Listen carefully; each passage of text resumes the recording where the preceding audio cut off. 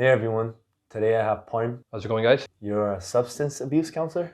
Yeah, substance abuse counselor, and I am a supervisor at a harm reduction facility. So before we get into what you do for work, can you tell us a bit about your education background? Yeah, so initially it started off in the business management program. At Qualman. Yes, at KPU.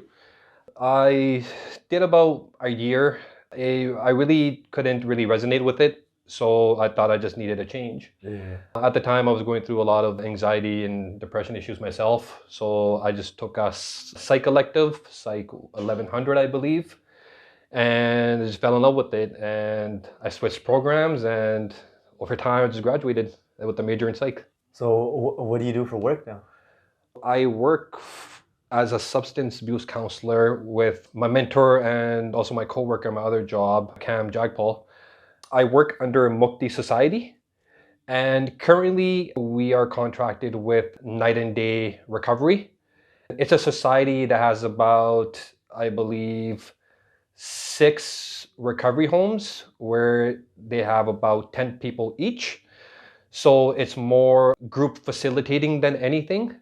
And the focus and approach that we use is more on positive psych than anything. So that usually happens every Tuesdays and Thursdays, and just every 2 weeks we're just alternating homes. Do you have like sit downs, like one-on-ones? Yeah, before group facilitation started, I would be doing that on the weekends, but it was a heavy workload, so I just thought maybe I'd just switch it up a little bit and kind of have a little break from one-on-one. I just fell in love with counseling people in one big group, and it's nice to see people going back and forth and talking and just sitting back and just watching what a lot of them unveiled about themselves and how they learn from each other's perspectives. And that's the whole point, in my opinion, is just people able to open up and talk, be vulnerable, and at the same time, me providing a comfortable,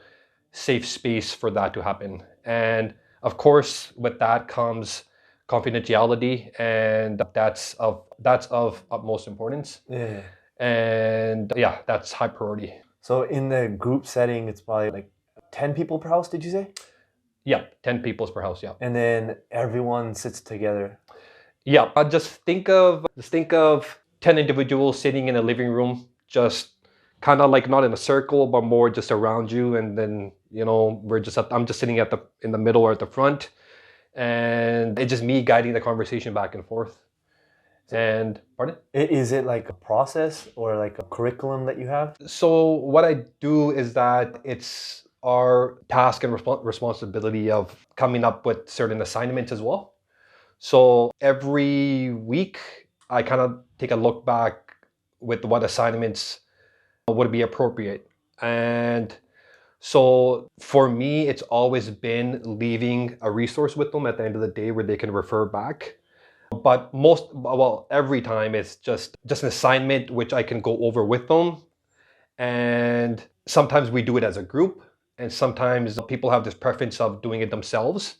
So it ranges from CBT exercises, dialectical behavioral therapy, DBT. There's obviously positive psych exercises, just a bit of everything. So it changes everything up, and we're not just focused on one particular angle, as I believe people get tired of it, and just changing it up kind of keeps everything refreshed. And you said you're a supervisor, right? Yeah, so with my other job, I am a site supervisor at Fraserside Community Services Society. So that focuses more on the harm reduction philosophy. What that technically and literally means is just reducing harm. And So that's people that use, right? yeah, so it's kind of always Is it an injection site?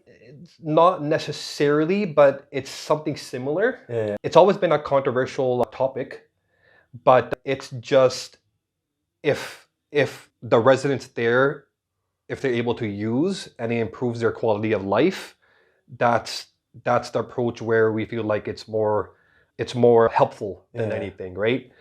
And with harm reduction, we know everyone uses on the site. So our duty is to supply them with clean equipment. And so when I talk about equipment, I talk about clean needles, tourniquets, vitamins, cookers, or anything, just pretty much what we call it as harm reduction kits. But that being said, our responsibilities there range from handing out harm reduction supplies. We also hand out brunch and dinner. Any resident that has concerns with physical ailments or disabilities, we take care of that as well. If anyone that needs wound care or dressings done, we have an LPN on site. We have pharmacists coming in and giving medication. Anybody that needs a referral to a psychiatrist or their injections, and it's just everyone's involvement. It's like a whole holistic approach to certain individuals. So you would be the counselor in that setting. Yeah, that is something I used to do there, but since I've been promoted, my duties kind of shifted more towards the administrative responsibilities. So when I say that, what I'm referring to is more to do with like quarterly reports, annual reports, just anything of that nature, anything administrative related, hiring, firing, unfortunately. But yeah. So you started off at the Fraserside counseling, Yeah. you could say addicts, people that came in. Yeah, just residents. How I would approach it and how I would say it is just homeless individuals struggling with mental health issues and substance use. So that's the demographic that it's focused on. So from what I've heard in the past from like other safe injection sites is that they provide needles and people will come in on a daily basis. So when these people are stopping and then you guys hand out resources to them, do they ask for counseling or how does it work? So when we talk about safe injection sites, that's all there is, the safe injections, just using safely, right? So where I work is more to do with a living facility. So think of 1 or 2 bedroom studio apartments. Yeah. So we have about, give or take, 84, 85 residents that we oversee. So we don't assist with the injections. It's just we just supply them with the injections. We don't supply them with any substances or anything. How they get their substances or anything, that's unfortunately not our concern in the sense of how they obtain it. It can be, of course, legally or illegally. But our duty is to give clean supplies and they do whatever they see fit. And our responsibility is also to let them know that if a particular person is planning on using, we advocate to kind of use it with a friend because overdoses have been very common. And to mitigate that, just using with someone that can, if something was to happen, they can use a Narcan kit or they can just call 911 emergency. So the people at Fraserside, they're not all addicts or homeless people. And so it's like a mix, but there's some people that just lost their home. Yeah, we have this stereotype of homeless people where they had a choice to be on the street, but the reality is most of these people, they came from good households, good careers and have a family. And one bad night of drinking or a party and it's just spiraling downwards. And then they end up on the streets, lose their house, lose their families and everything. So there's that. Some people just never had a chance from the beginning. Mental health, like maybe they're special needs, you can say. Yeah. So they didn't get proper education or they have bipolar or something like that. And then they didn't have a good enough support system, so they ended up on the street. Yeah, because sometimes, sadly and unfortunately, to some families, they are burdened and they don't want to deal with them. They don't want to deal with people. They're struggling with that. And then comes the drug use because anybody who uses out there, they only use because they're sad, right? So they're trying to fill a void, right? Yeah.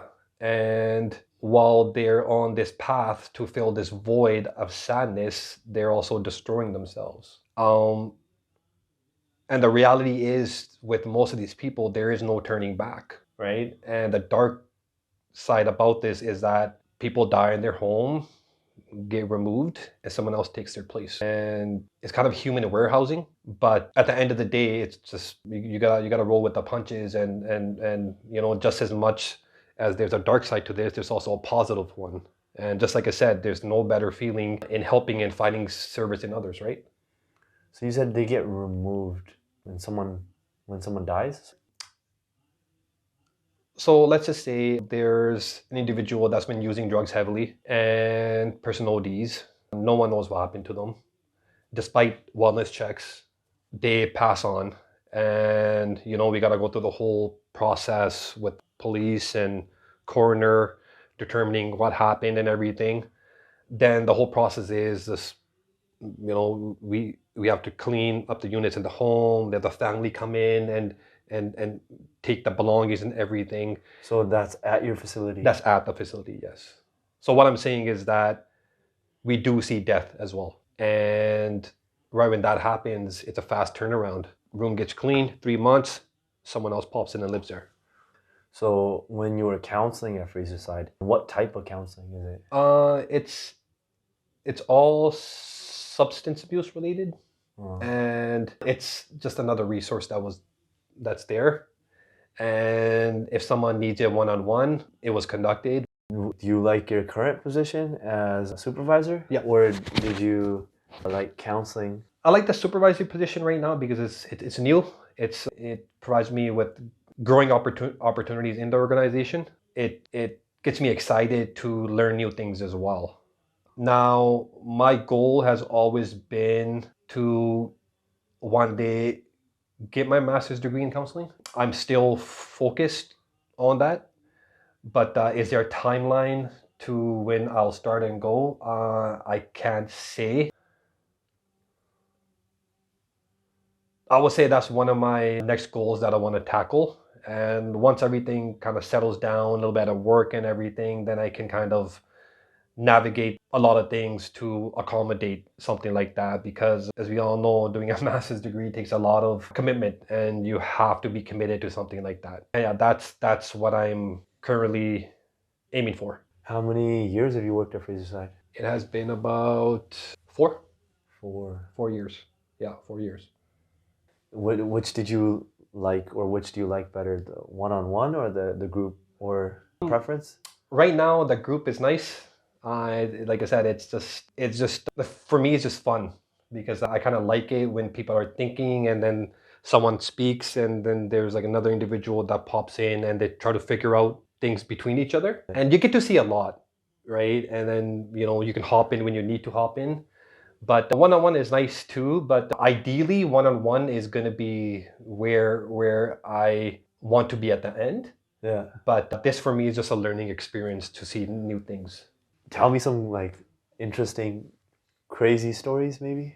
Like, what's the wildest thing that's happened on the job? I mean, you see a lot of fighting, people crawling on the floor when they're high, some residents just going through schizophrenic episodes, Yeah. and you hear yada yelling, and you know, think of word salad, you can't make sense of what they're saying. There's a potential of some residents having an psychotic episode, running around with a knife. Yeah. Have you ever been attacked? No. It just ranges. But I mean, to me, it's always a death of a resident that kind of strikes me as like, this is the biggest part where it kind of turns off a lot of people. Yeah.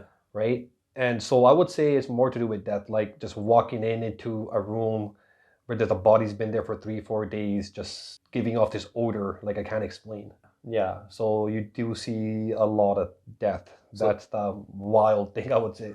You probably like, what's it, shook? No, not. It doesn't necessarily bother me. Every individual is unique in that way and how they handle stress. For me, I just kind of that's life. Yeah. That's life. We all make our choices, and those are our consequences. But I'm not gonna go as far as saying it doesn't bother me. It does to an extent. It may not like consciously affect me when I'm looking at it, but it's possibly affecting me in other ways, like me getting a little easily irritated, or like not having good quality of sleep, just yeah, it can just manifest itself in very different manners, right? So it can bother us subconsciously, right? So it just, anyway, we're just absorbing trauma every day and all day. So have you ever been like burnt out or close to? Oh yeah, yeah. The good thing about this industry is, and especially this organization, is that it actually wants staff members to take a day off when they can, because like I said, we absorb trauma all day, right? So yeah, just feeling burnt out, take a Friday off, take a Monday off.